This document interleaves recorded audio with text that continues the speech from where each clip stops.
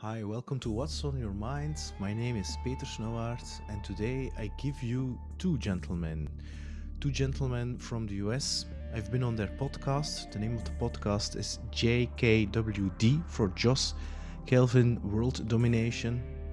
And it's not in a bad sense, but in a good sense. Josh Shear and Kelvin Ringold. And I asked them one question: what's on your mind?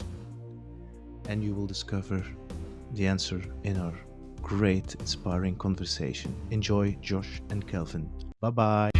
Welcome to What's on Your Mind with Peter Snowart. Every week, a guest talks about his or her story, and that story can inspire you to change your own. Here's Peter. Ladies and gentlemen, I give you Kelvin Ringold. He speaks to backgrounds. Hi, background. Yes, I do. And we are recording, gentlemen. Hi. Hi. Morning. Good morning it is now for you, eh? Yeah. Good morning, Kelvin. Good afternoon, Peter. Good morning, gentlemen. Time traveling all at once. Yes. First of all, I want to rephrase again and reconfirm again. I'm based in Belgium, not in the United Kingdom. Okay, now, last time I was a guest in your podcast. Today, you're both a guest in my podcast, What's on Your Minds? Now, and this is my first question. I'm going to start with you, Josh. What is on your mind at this moment? What is on my mind at this moment? At this moment, I've been pondering creativity. I've been doing a lot of research into the neurobiology behind it and how to get more of it and how to exercise it. Okay, and where did you get that fascination? I don't know. Every now and then, and about every 18 months or so, I get really into artwork that makes me uncomfortable for one reason or another, and typically it's graffiti art because I don't understand it. I can't read it. I don't have the guts to go out and scribble on walls. And when I was, I don't know the Belgian equivalent, but when I was in 8th grade here, it's middle school, 13 years old or so here in the States, I was in an art class and I just could not get the technical concepts. And my parents came in on a teacher conference, and he said, "I'm gonna give your son a C, but don't let him take any more art classes." So it scared me away from art for decades, and I decided a few years ago that I wasn't going to be scared of it anymore, and I went to Udemy and took a little sketch class, and I practiced, and I did a little bit of sketching while I was in Hawaii a few years ago, and recently I brought it back out. It's just something that I wanted to feel again. I put pencil to paper and play and just let thoughts flow. If you do a little extra in one realm, it kind of opens up your other realms. If you're stuck in writing, or you're stuck for podcast ideas or anything really, messing with one part of your mind that you don't tap into a lot opens up your mind to all the other stuff. Where great. you're blocked. You said writing. I saw on LinkedIn you are a, how do you call it, a producer? Is that a journalist? Or Yeah, so I'm a journalist by training. I was a newspaper reporter for years, and now I work with websites on the kind of the back end. You don't see my name on them, but we're doing on-site promotion. So if you go to the website of your daily newspaper, and you see the news that's in a prominent spot, I've moved it to that prominent spot, and decided what sometimes we've sent it to mobile devices or used Facebook and Twitter for the sites and that kind of thing. So I'm behind the scenes. I'm also a blogger, and I'm sure you know since you were there that Kelvin and I have a podcast, and I'm working on a book that hopefully we're looking at mid 2023 or You're mid working on a book? 2022. I am. You Hopefully middle of next Are year. you were alone or together with Kelvin? Probably just me on this one, but we have some other projects that we keep talking about that we haven't quite nailed down yet. And the book is about what? Is it The book is an argument and an operating manual to get more creativity, more kindness, more happiness in your life. Because that's actually your purpose or mission, if I'm correct. If I read it on your personal sites. Yes. Yeah, When and you- so when- that's when- that all came together and Mhm, go ahead. Sorry. No, go. Yeah, that it all gelled in my head a few years ago, and more so, when my wife was pregnant with our daughter, who is 2 years old now. I was training for a marathon, and that gives you, especially a slow runner like me, gives me a lot of time on the road to think and create, and it all kind of gelled then. And the first year I was home with the baby and then working at night, so I didn't get a lot accomplished, but now I've really set it down that I'm going to finish up the research in the second quarter here of the year, and then move on to starting to write the first draft in the third quarter of 2021, and really try to get it out by mid-late 2022. Now, your mission is to create more happiness. People feel better about themselves in the world. Where did you get that mission, and how did you discover that? Because it was something that was lacking in your life. Yeah, I think a lot of that, and I think that a lot of us don't identify as unhappy. Just there's this underlying angst that a lot of us have. Just like a little bit of discomfort, not the sort of discomfort that you have to go through to do something big, right? Like there's a discomfort you have to work through, whether you're going to start a company or run a marathon or even do a podcast, right? But there's like this little nagging, oh, well, why am I angry at that? And why am I getting 45 minutes less sleep than I actually need? And why do I feel the need to flop down on the couch instead of taking a walk? Just, we don't identify that as unhappiness, but when you get kind of more happiness in your life, you get more energy, and all of a sudden all that little nagging stuff is gone. And that's something that came to me, through the running's really a moving meditation for me, especially when I'm out for 2.5, 3 hours at a time. I know some people prefer to do that in a sit. I prefer to do it moving. That's where it came to me, and really. And so, what world do I want to leave for my daughter? What kind of ancestor do I want to be? Mm-hmm. And was there something that triggered you to start all these initiatives? Was there some kind of trick? Was that the birth of your daughter, or was it even before that? No, I think it was before that. Yeah, I've always been a writer, and it's how I work things out in my head. Mm-hmm. Dating back probably about it's a high school, really. It's how I writing down, journaling is how I work things out for me. And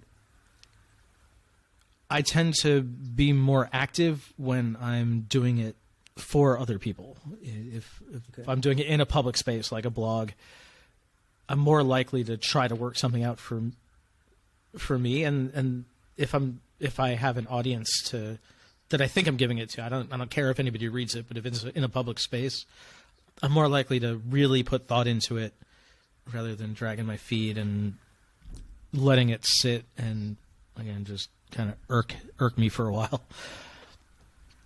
And okay. A few years ago, Kelvin did this mastermind project, a Master Key Experience, and as part of that, among many of the other things they do is they talk about pivotal personal needs. There are 7 of them, and really we need all 7 of them, and all 7 of them make us feel good, but two would really click with us, and the other five will just come along. And one of those is legacy. For me. What are the seven? Can you name seven? I can't. Kelvin probably can. And the legacy, helping others, autonomy, liberty. Go ahead. We got legacy, spiritual growth, autonomy, liberty, helping others, recognition for creative expression, and true health. Okay, because I heard a similar version last week, but there were 6 of them. So okay, and so the writing for you, it's all about things that are going on in your head and putting it on paper. If somebody now has some kind of feeling, okay, I'm not 100% happy, I have that nagging thing, so instead of taking a walk, but I'm going to dive into the couch and grab a bag of chips and watch some Netflix movie, what would you recommend to them as a baby step to change their life? Well, I'd have them examine what hole that's filling and if it's actually serving what they want to feel. Because sometimes that's the right thing to do, right? Sometimes you just need to veg out, but we don't need to do it as a regular habit, right? We weren't built for that. We weren't built to sit in these chairs and look at a screen for 8, 9, 10, 12, 14 hours a day like some people are. Sometimes more in our collective quarantine here. We were made to get up and move and be outside, and we just don't get enough of that in modern society. And again, I know that the statistics I know are U.S. centric, but I've heard people joke about limiting screen time to 60 minutes an hour during quarantine. So is it 60 minutes an hour? Yep. Is that an April 1 joke or something? No, that's just how do you parent when the kids are on their screen for school and you're on your screen for work, and nobody gets to go out to do anything. What do you do afterwards? You can't go out to dinner. You can't go to the playground. What do you do? It's just sit in front of the screen. Yeah, but what I did do was some research on the neurobiology of happiness, what goes on in the brain. A lot of us like dopamine. It's that, like, did somebody like my Facebook post? Did somebody, did somebody leave an Instagram comment? Yeah, that really hits our dopamine triggers, and that's the thing that we get addicted to, right? But there are other forms of happiness. There are other happiness chemicals. There's oxytocin you get when you, from a cup of coffee or a bite of chocolate. There's serotonin, which you get from a hug. Those are also happiness chemicals. There are other ways to feel happy, and there are ways to get those things. Small accomplishments, checking off your checklist, exercise, small bits of deep stress. Like a lot of people feel really good when they get out of the sauna. You go into something really hot, and then you come out of it, and you're like, well, that's a happiness chemical flooding your system. Mm-hmm. Same with, if you have cold exposure, you take an ice bath, and you're like, ugh, well, you're in the bath, but you get out of the bath, and it's a happiness chemical flooding your system. So it's a matter of, hey, I know that you're comfortable, but you're really not happy. It's a little bit of dis-ease, right? It's or unease, really. And if you introduce people to little bits of happiness, they'll look for it. Yes, okay.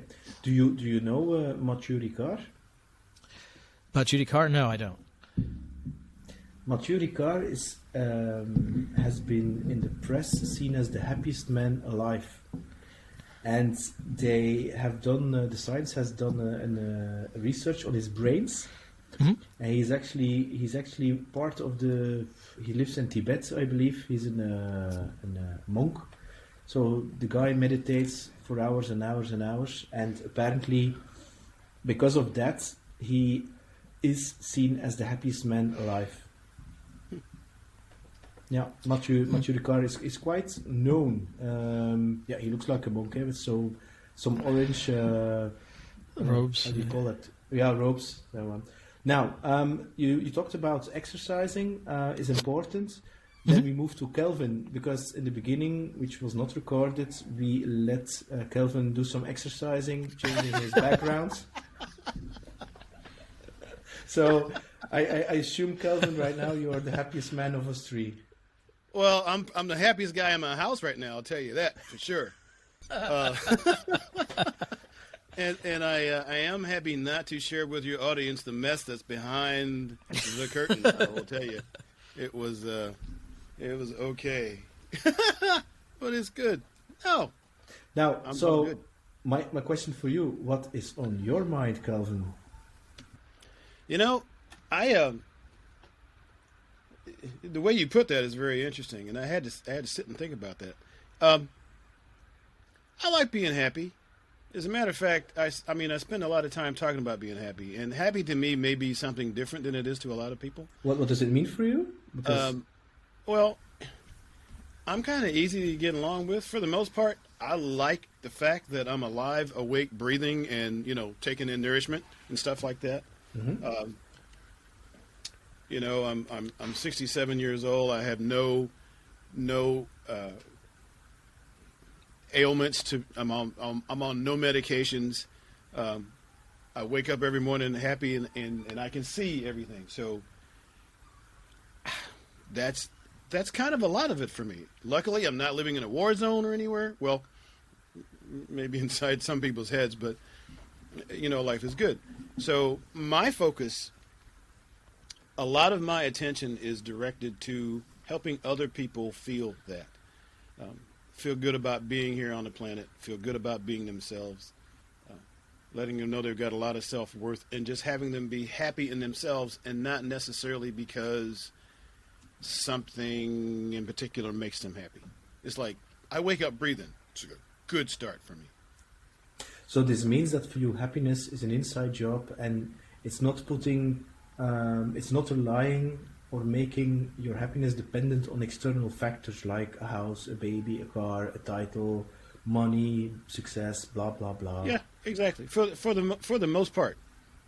I mean, And once you are happy about existing, you feel better about doing the things you're going to do on a on a day-to-day basis anyway, because you have more energy to do that. If you're depressed, if you're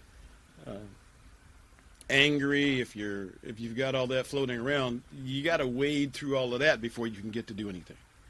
And I don't have any of that. I don't. I won't say I don't have any of it. I get frustrated from time to time, but I don't keep it. I get rid of that. I would just as soon walk into a wall and laugh at myself because I forgot to turn the corner, than to just sit there and mope all day. I don't generally do that. And is it because you were born that way, or is it because you, between brackets, reprogrammed yourself that way? No, I wasn't born that way. I wasn't born that way. I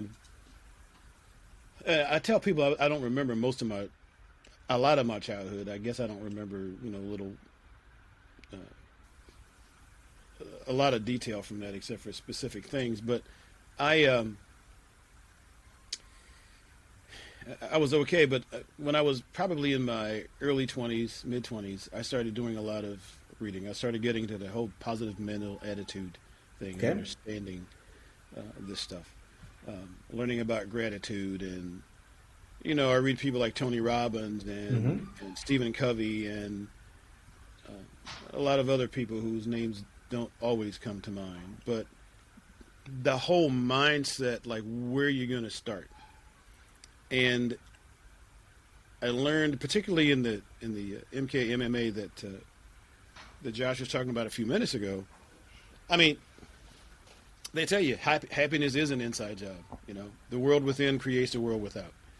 A lot of people have talked about that over time. Hanel, who is Think and Grow Rich, that guy. Napoleon Hill, all these people. And once you start to look at that, and then I started looking at the people who were happy. and why they were happy. And, you know, they're having a whole lot better time. So whatever I can do in most cases to make somebody else feel better about being on the planet, I'll do. Mm-hmm. So, I mean, that's kind of my focus, having people just enjoy life. You're inspiring me something. Yesterday I'm searching. I saw a quote, and I think it's great. The meaning of life is to find your gifts. The purpose of life is to give it away.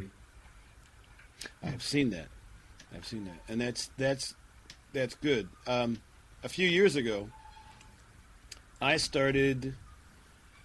Well, actually, I think it was back in 2013. No, maybe 2003. I started writing because I was always on social media and stuff, and I was always a happy guy. And people used to say to me, "Hey, you're so happy. Like, what would you charge for a daily dose of positive?" And I was like, "Oh, that's really nice. I'm really, you know, that's good. Thank you." And I didn't worry. I didn't even think about that because, I'm going to put something out every day. No, that's not going to work. And then, as I thought more about it, and the stuff that people said to me while I was online, because I spend a lot of time making other people feel better. You know, if I see you, then provided you haven't, you know, shut me down for not remembering you're in Belgium. You know, it's joke, oh no, yeah, that was a good joke. That was a fun day. I'm about helping people feel better, and even on social media, I started to get that reputation. So people would start interacting with me on, at the time, mostly was Twitter, because I made them feel better. And at one point, there was a gentleman on Twitter who put out on Twitter, it was kind of scary, he said, you should follow Kelvin Ringold. He's got time for everybody who needs it. That scared me. Okay. Because that was a lot. But basically, people would come into my space because I made them feel good. If they were sad, I tried to make them happy, or give them reasons to be happy, and I kind of got that reputation. So, at a point when somebody asked me, "Hey, what would you do for a daily dose of positive?" and once I thought about it, I started writing one, and I published the first issue of that, just email thing. October 16th, 2000 and... What year is this? 2010. 10. Okay. Yeah. And I've been doing it ever since. As a matter of fact, if I had been as consistent with everything in my life as I have been with my vitamin K, and that's vitamin K for Kelvin, because somebody said, "Hey, where you been? I miss my vitamin K. You know, come over here and talk to me." I started doing that. So I've done that it's going on 11 years. And I've missed every day an email. Monday through Friday, 52 weeks a year. I've missed one day since that date, since I started. Wow. And that was a technology problem. I just screwed up. So sometimes there's typos in them. Yeah, okay, but me and spelling aren't really good at 2:00 in the morning. Yeah, but it doesn't matter. I mean, the thing is, it's intention, eh? And if the intention is about giving, people feel that the means, eh? So the spelling, that's a detail. I mean, it's about the feeling that you want to transfer. I mean, the fact that happiness is really in giving and servicing of other people. How long did you know that? Because for me, it's something that I think I'm now becoming 46. It's something that I did not know like 10 years ago. Mm-hmm. And really about giving, from the heart. Well, yeah. When I started, because I joined the military at 17. Mm-hmm. I actually turned 18 in basic training in U.S. Air Force. And I didn't have it then.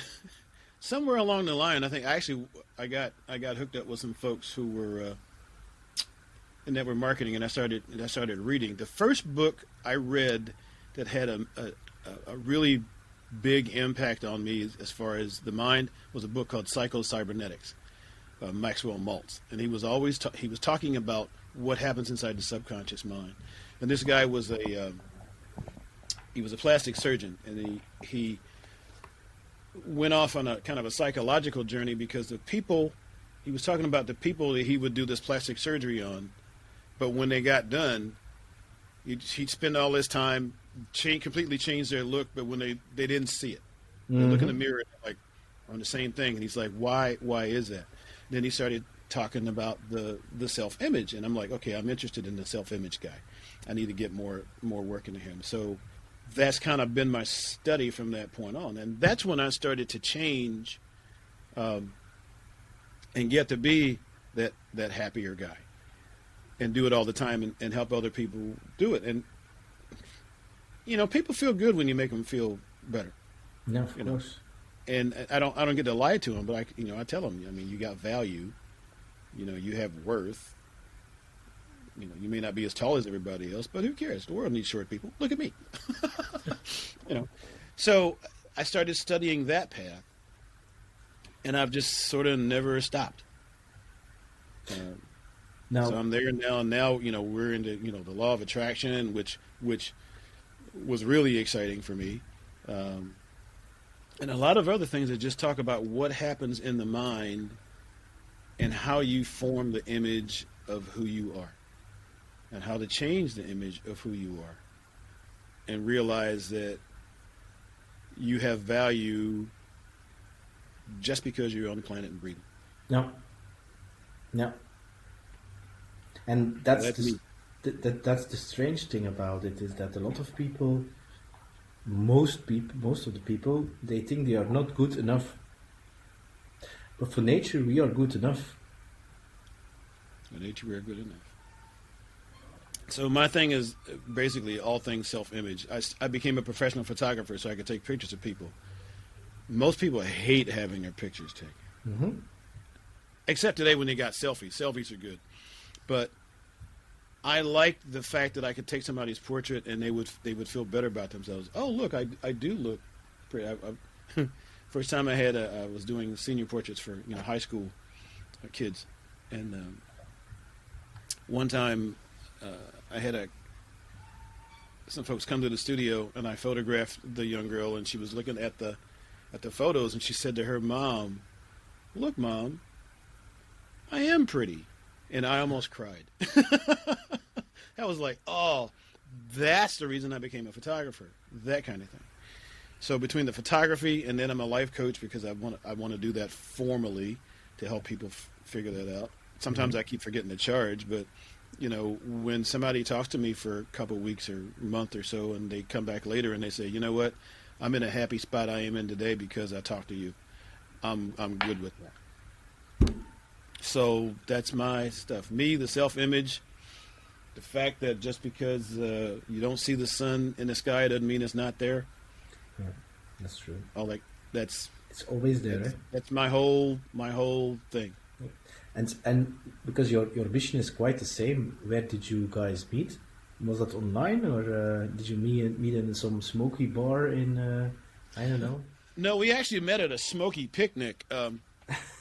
A friend of ours had a party, and Josh and I ended up there, together. Josh is kind of a low-key fellow. I am not. I still don't know. Based on our personality types, I still don't know why he talks to me. Because I know I drove him crazy initially. Like, the guy never shuts up. And there's a reason that once a week is good.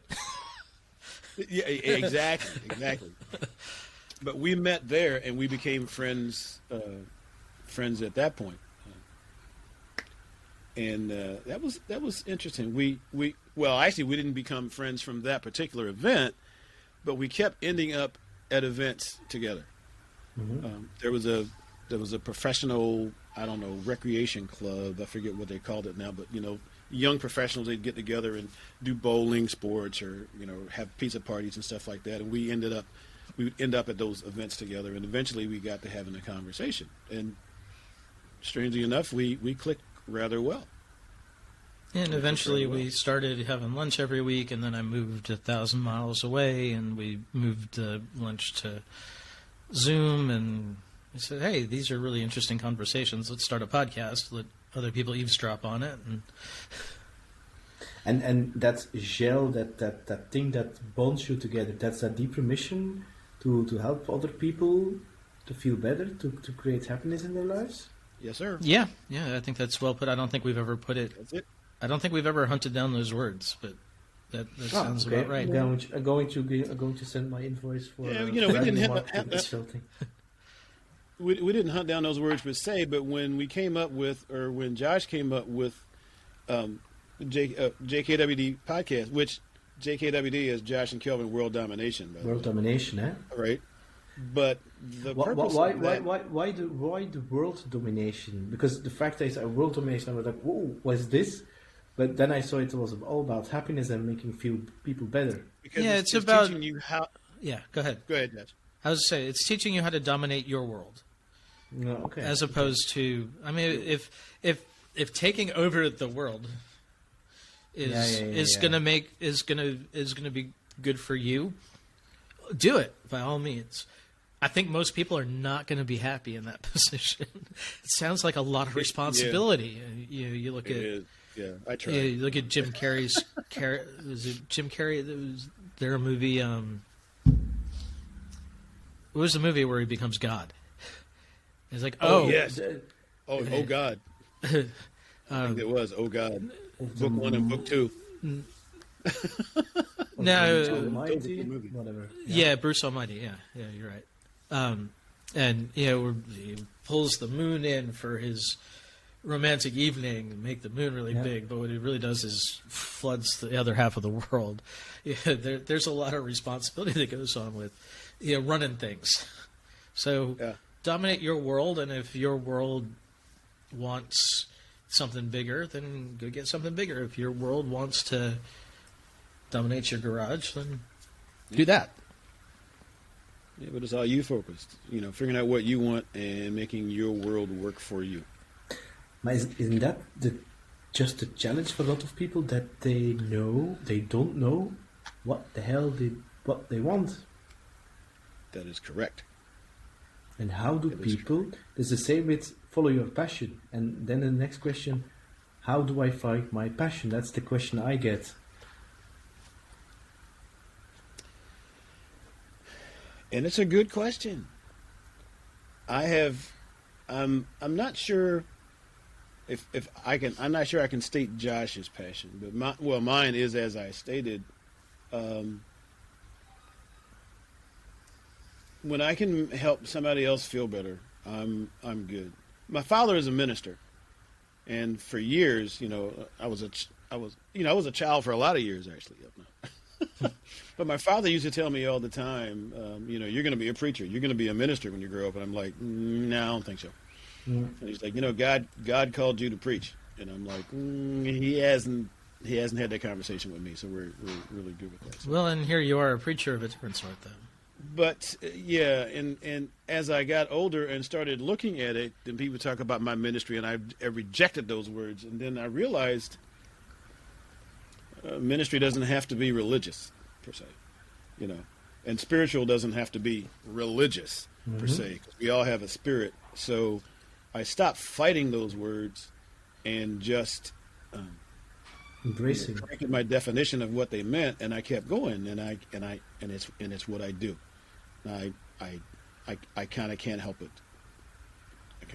So, to the point where if I don't happen to be in a good mood, I refrain from being in public, because I don't want to inflict anybody with a bad mood I've got for whatever reason. I get through that, and then I'll go back and talk to my public again. But I'm not just going to take it out there and mess with people. Some people like misery likes company. I'm good alone. In the process of all of that, I decided that I kind of like me as a person. The huge advantage of that is, if I'm alone with me, I'm okay with that. I know a lot of people who can't be alone. They've got to be in the middle of other people. They've got to be doing something. I can sit in the house and listen to my clock tick for a long time. I've learned some meditations, and I'm okay being quiet with myself. I get a lot of conversations that way, because I talk to me. But I'm happy with me as a human, and my thing is to help other people be happy with themselves as humans. Yeah, some people do some pretty crazy stuff, but there's a reason in most cases. There's a reason in all cases. We don't always know what it is. But if somebody is inflicting unhappiness on you because they're unhappy, well, maybe somebody spent their life making them unhappy, and that's the only way they know. I sometimes can affect that in a positive way, and they feel better. Not always. I mean, I've got one friend right now that we started talking. They're I would consider them an exceptionally negative person. I'm like, I don't even know why I talk to them. And I would talk positivity things to them, and they would just say, like, you're too positive for me. I can't stand you. Get out of my face. But now, when they have something going on, they're like, you're my positive friend. You're my one positive friend. So when I have something positive, I call you to let you know. And I'm like, okay, I'm good with that. I'm good with that. So I have my effect on people, and I don't have to beat them. I don't have to. I continue being me. And if I can't take it, I just disassociate. I mean, it's no need of me, talking bad about them. It's just like, okay, this is not my fertile ground, so I need to get away from this. And at some point, if they value our relationship enough to calm down and maybe not inflict that on me, then, okay, we can have another conversation. And I've had that happen too. People like, okay, well, let's talk. Sure. And I'm good. Isn't it the fact that you are aware of that your superpower is helping other people to feel good? For a lot of people, they think their superpower has to be something practical, like drawing or writing or playing music or skiing or whatever.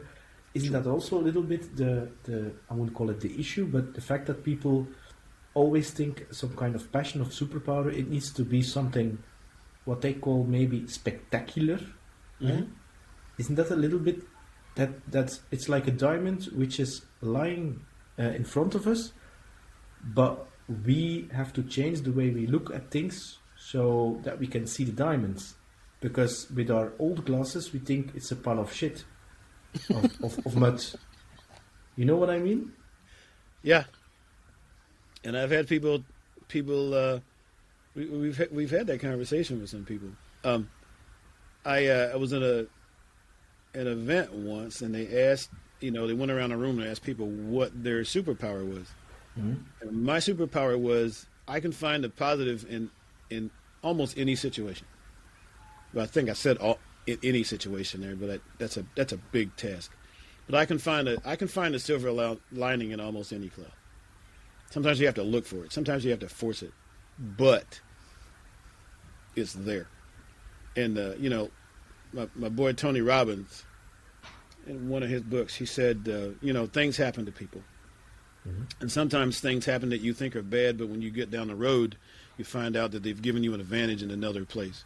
Yeah. So he said, you may have a day, and it could be the best day of your life. It could be the worst day of your life, but you probably won't know for some time what happened during that day and what it did for you. Yeah. So I look at that. I look at that also. Seeing it from that perspective, everything what happens is a lesson or a gift, even if it firsthand looks like something very bad. And you can turn it around. I mean, if it's bad, a car accident may have kept you out of something else. Yeah. You just never know. And I think we learn more deeply from those things too. I forget where I heard this, but we are more of some of our failures than our successes. We learn more from what we don't get right and from trying again. And you listen to Thomas Edison. I didn't fail 10,000 times. I just learned 10,000 ways not to make a light bulb filament. Light bulb, yeah. But isn't that the beauty of it? I know. if everything would be perfect and there would be no, how do you say that? Some of these more negative situations. I mean, wouldn't life be boring? Well, I think we need some sort of tension in our lives, right? Because we feel best when we relieve tension. And we don't have to put extreme tension on it. We don't need to. We don't have to go off a mountain in a wingsuit to get that tension, or see if we're going to make it to the bottom. I'm not going to do that. We don't have to. We don't have to get into a physical fight with 8 guys twice our size to create that tension. But there's no such thing as a good movie without a little tension in it. It's the release of that tension and the resolution to it that that really gives us some perspective on how we're going to live and overcoming something. Yeah, but also if you look at music, that's what they learn. They learn how to create music by some kind of resolution. I mean, then they going to create tension and then the resolution. It's how it works. It's like that. But you need that tension in order to make it special. Otherwise, it would sound quite boring, and it would it would sound like Justin Bieber 100% all of the time.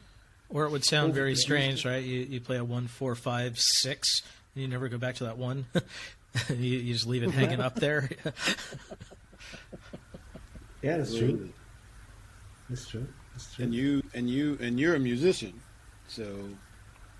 And Josh is kind of a musician. He just doesn't do it regularly. Yeah, he play a little guitar. Yeah. I play piano and guitar and percussion. I just don't do it. I just don't do it in public. I found that does not serve me very well.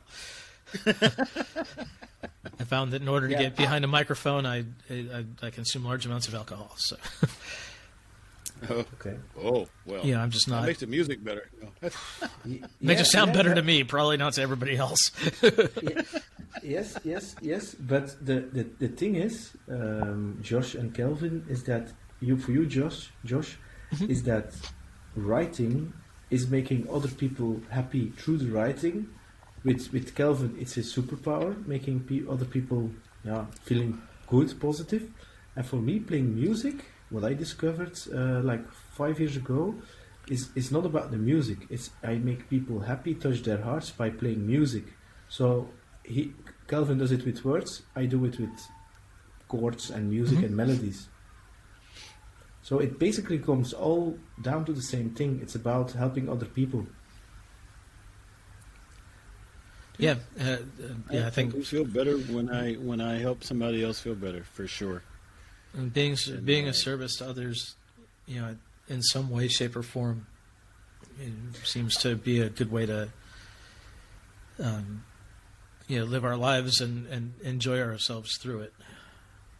That's something that I heard, I think yesterday or the day before. I don't know where I got it, but if you're in big trouble and you're not feeling well, one of the things that you could do is to help other people who are even in deeper trouble.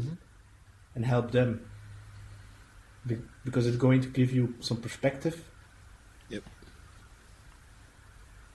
Perspective is good. Perspective is good. And the one thing that I have learned, it can always be worse. You don't want to hear that. It could always be worse. And you learned that the hard way because you were in worse situations? Well, I mean, I've been in worse situations, but I've watched other people's situations, I go out. There's a lot of different conditions around the world. I may have a broken leg, but somebody else may not have any legs. And I've never had a broken leg. Thank you very much. I'm okay with not having that experience. But even when the pandemic came through and everybody was talking about how horrible it was, this is not the worst plague we ever had. It's not the most damaging thing that's ever happened to us. A few months ago, over here, we had a comet explode in the atmosphere over Toronto, over Canada. And we heard the sound from that all up and down the the what do you want to call it? The Great Lakes area, really. Yeah, the Great Lakes area. Like, what is it? What was that noise? And then you find out a comet, exploded. Now, if that sucker had gotten through the atmosphere, life would have been a whole lot different that day. The dinosaurs will be back again. Yeah, so everybody's like, "What was that weird noise?" I don't know, and they went on about their business. But if it hadn't disintegrated in the atmosphere, we'd have had a whole different set of problems. And then I was reading about how many comets actually burn up in the atmosphere every single day that we never know about. It's like, oh, wow. yeah, it could always be worse. Mm-hmm. So, and that keeps me moving. Yep. Now, you're both writers. You're both readers. Josh, I'm going to start with Kelvin. Kelvin is a big Tony Robbins fan. Napoleon Hill you also mentioned. Mm-hmm. What is for you, Kelvin, the books that changed your life? The books that changed my life. The first book was Cybernetics. Yeah, that's what you explained. Maxwell Maltz. The next one was Unlimited Power by Tony Robbins. Mm-hmm. And Stephen Covey, 7 Habits of Highly Effective People. Those were the first 3.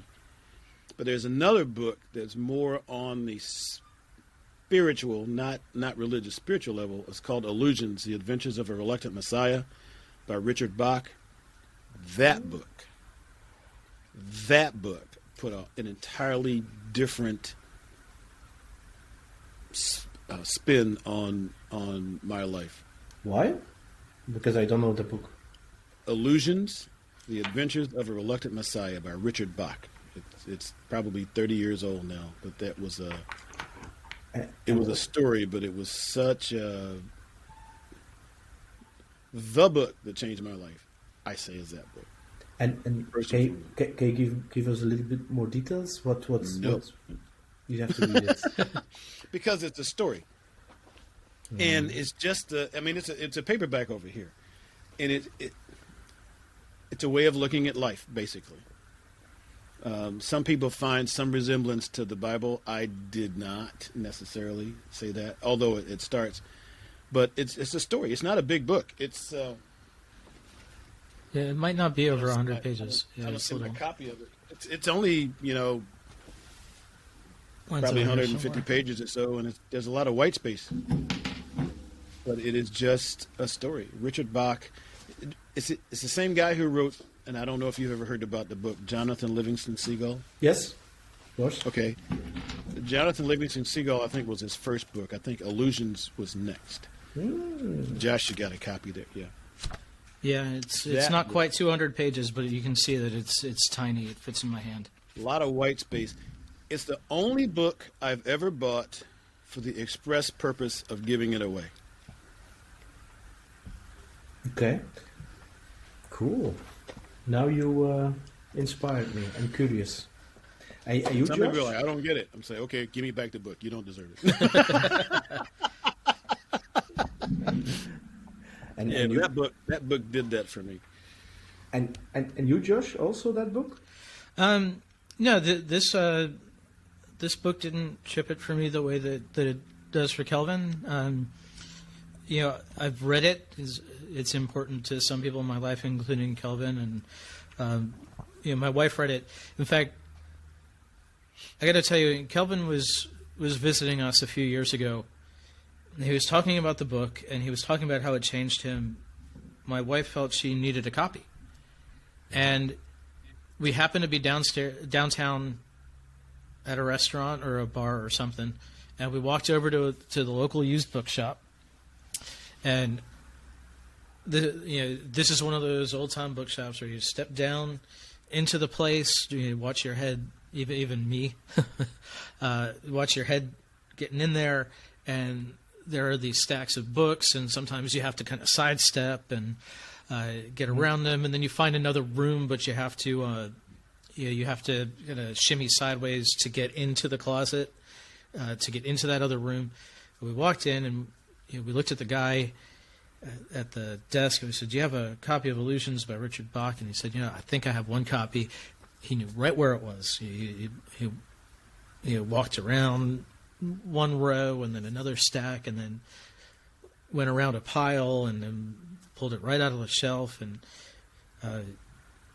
it was $2, and that's exactly how much cash we had on us. We had been buying meals on our debit cards, and so there's one copy. You knew exactly where it was, and it cost exactly the amount of money we had on it. So we knew it was the right book at the time. That's a book. Yeah, but for me, the books are much different, in a much different vein. Operating Manual for Spaceship Earth by Buckminster Fuller. The opening metaphor he gives about piano tops. If you're in a shipwreck, a piano top floating by makes a nice little life raft, but it's not the ideal solution for the job, but it'll do. And he says, we're clinging to a great many piano tops in our lives. We have a lot of things that we do just, this isn't the right thing for the job, but it'll do for now. And we just leave those things in place. And he goes on to describe, again, that's also not a big book. It's maybe 120 pages, and the last third of it is probably math is math that's over my head. Buckminster Fuller invented the Geodesic Dome and that kind of stuff. But the first half of the book really is an argument for firming up the things that are important to us, and what he calls the great pirates. You need to know a little bit about a lot. You need to know enough about a lot, and then have people in place who can do things well. But you have to know enough about the things that you hire people to do, so that you can tell if you're getting screwed. So he kind of makes that argument against specialization, but for learning a lot. Surely You're Joking, Mr. Feynman, which is the autobiography of Richard Feynman, who was one of the physicists on the Manhattan Project. He helped develop the nuclear weapons.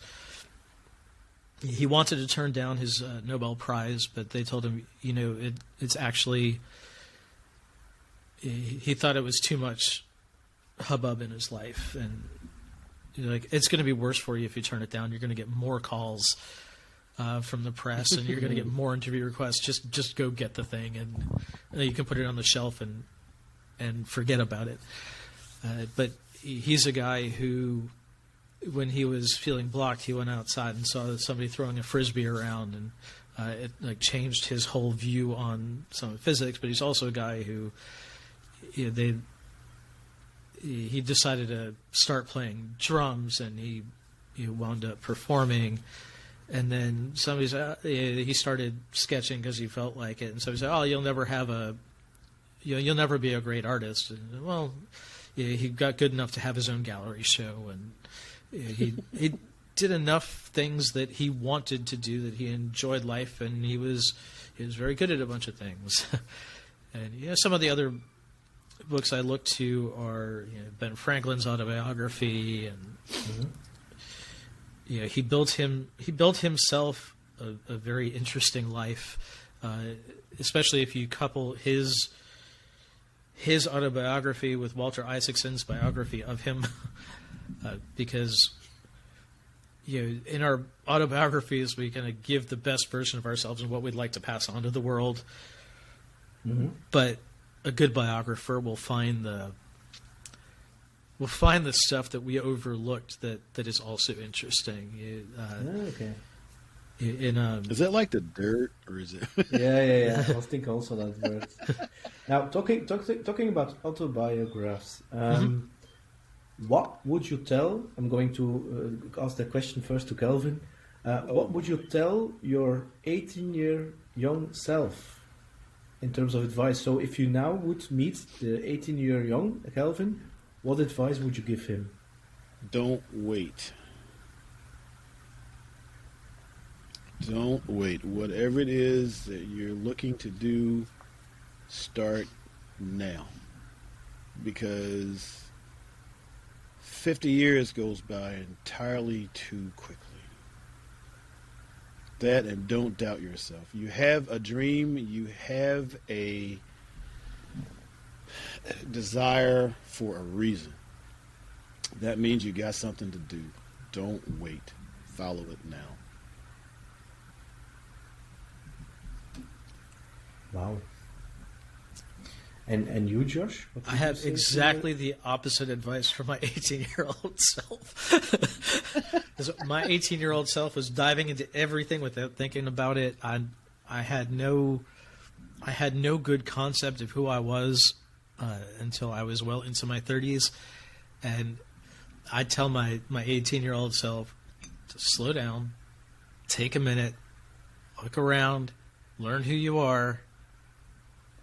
Figure out who you are, figure out who you want around you, start slow and build up.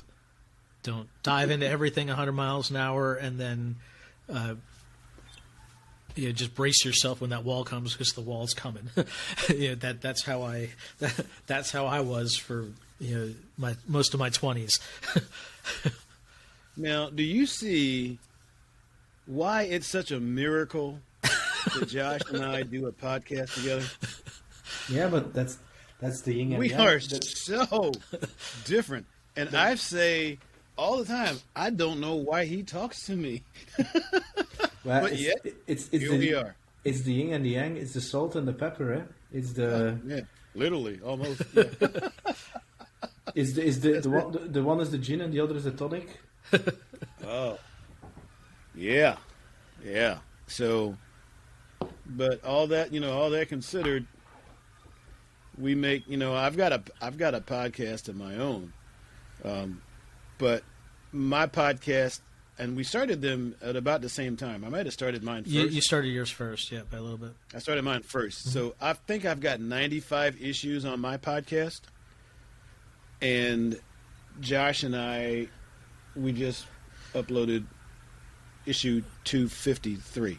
Mm-hmm. So clearly, although I've loved my podcast, working with Josh is a commitment, and I've never bailed on him. I've never bailed on our team. I have bailed on my own particular one a number of times. And by the way, he didn't bail on his team during like a medical emergency that took up a couple of weeks of his life a few years ago, and I didn't. No, I forgot about it. Yeah, we weren't recording ahead. We didn't plan for that. When we knew that Marlena was coming, that we planned ahead and to miss a few weeks, and we recorded multiple versions so that multiple episodes so that we could skip a couple of weeks and not miss an episode. But even during some tough times with your health there, we managed to get them done. Yep. Wow. So it's been a good friendship all the way around. And within 10 years, Kelvin, who is Kelvin? Within 10 years? Mm-hmm. Oh man.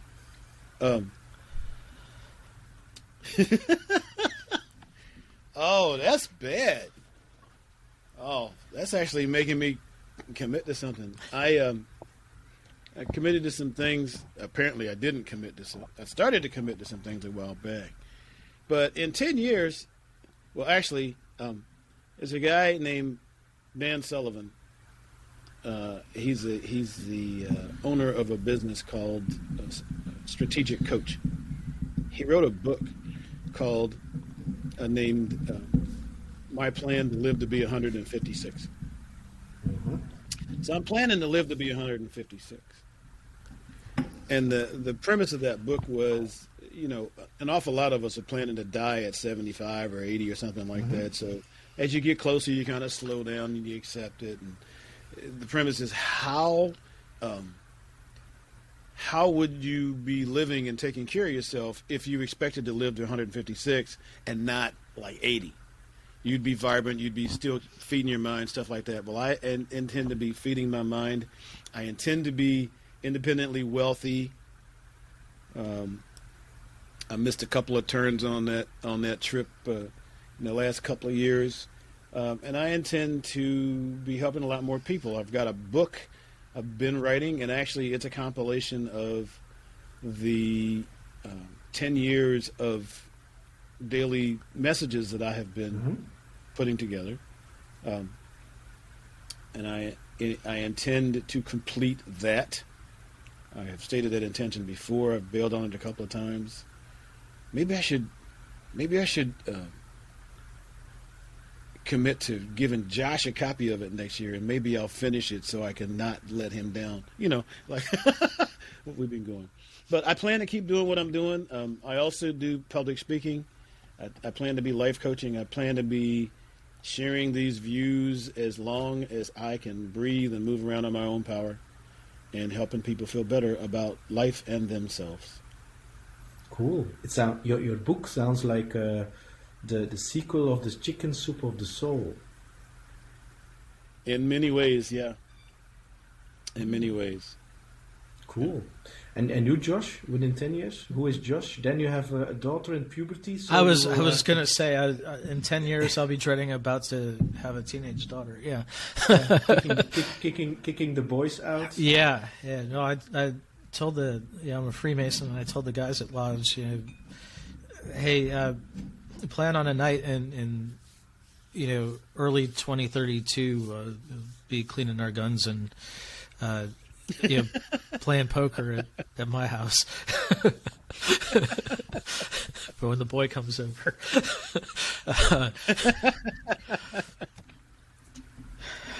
I can see that. Marlena, when you hear this, I'm just joking, except that I'm not. No, in 10 years, I hope to have helped more people, and to really, have the family together. When I kind of look up at my grandfather, my maternal grandfather, as the architect of the family. He was very soft-spoken, very quiet, but he led by example. And when he died, he waited until his 3 kids were in the room with him, and he said, "Keep the family together." And the family is kind of dispersed now. We were all living in Massachusetts at that time. The kids were off at college, but now we've got my side of the family. My parents and the kids are down in the southeastern United States, spread apart by a few hours drive, and some of the cousins are still up in Massachusetts. But the whole idea of keeping us together, and then making the rest of the world more like family, and keeping everybody together and happy, and I just want to bring more of a sense of comfort and peace to the world. Wow, amen. And with these beautiful words, I can say to you, thank you very much, Kelvin and Josh, for the great hour of inspiration and warmth and happiness, and your beautiful souls. Thank you. Thank you Thanks for so having much. us. Hey, it's Peter here. Thanks a lot for listening to What's on Your Mind. Looking forward to your opinions and comments. And don't forget to subscribe on psgrow.com and leave your email address to stay tuned for future episodes. Bye!